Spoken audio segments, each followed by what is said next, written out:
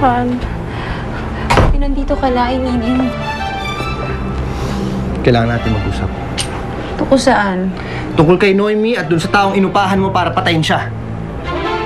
What? Apatil na, pinagdududahan mo pa rin ako? Hindi kita pinagdududahan dahil alam ko na yung totoo. Nakita kita ko rin. Kausap mo yung lalaking gusto mong pumatay kay Noemi. Namimig ko ba sa Kasi kanina nakita kita eh. Nag-iimo. Saan? Ikaw? Ako? Hindi. Hindi. Gusto mo sabihin ko kung bakit? Santi! Oh, Megan. Anong ginagawa mo dito? Diba I told you I was bored? Samahan mo na ako mag-shopping. Hi, I'm Megan. Lourdes. You're Santi's friends, right? Chona. Siya yung kinikwento ko sa'yo pagbabata ko. Are you guys doing anything? Kung wala, sama kayo sa amin ni Santi.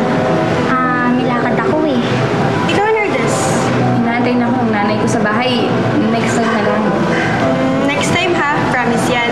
O sige, mauna na kami ni Santi. Let's go, Santi. Bye! Akala ko ba gabi na uwi ang nanay mo? Ang alam na umipal pa ako sa kanilang dalawa. Sus, selos ka lang eh. Bakit naman umag yung selos? Eh, hindi naman kami ni Santi ah. Tara na nga. Tigilan mo na si Noemi. Patahimikin mo na siya.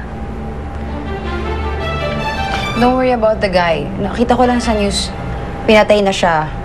Okay? So, wala ka nang dapat problemahin. Siguraduhin mong tapos ka na kay Noemi. Dahil kung hindi, siguradong gulo lang ang dadalhin sa atin ng mga ginagawa mo. Teka lang. Kung alam mo na pinapapatay ko si Noemi, ibig sabihin alam mong buhay siya. So, ano, tinatago mo siya sa akin?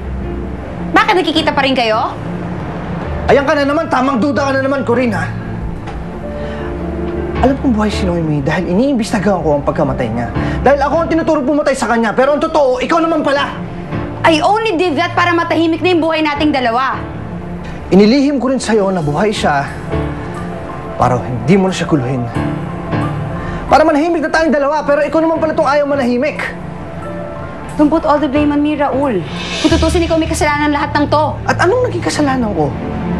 Na mas nauna kong nakilala si Noemi bago sa'yo? Kurin kung totoong patay na ang inutusan mong bumaril kay Noemi.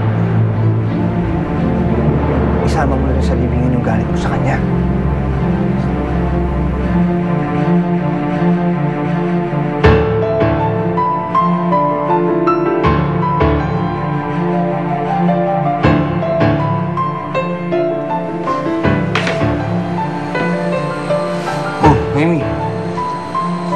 Bakit hindi ka pa tutulog? Hindi ako makatulog eh. Kung kailan wala na yung taong gustong pumatay sa'yo, ngayon ka pa nahihirapan matulog. Siya lang ang namatay. Pero yung taong nagpapatay sa akin, buhay na buhay pa rin. Di bale, Noemi. Kahit naman patay na yung killer, hindi pa rin tumitigil sa pag-iimbestiga ng mga pulis eh. Malalaman pa rin natin kung sino nasa likod nito. Alam naman natin sino may gawa nito, di ba? Si Raul lang yun. Oo nga, Noemi. Pero hanggat hindi tayo nakakuha ng matibay na ebidensya laban sa kanya, hindi natin pwede ipakulong si Raul. Alam kong natatakot ka. Naiintindihan ko yun. Pero sa ngayon, wala pa tayong magagawa eh.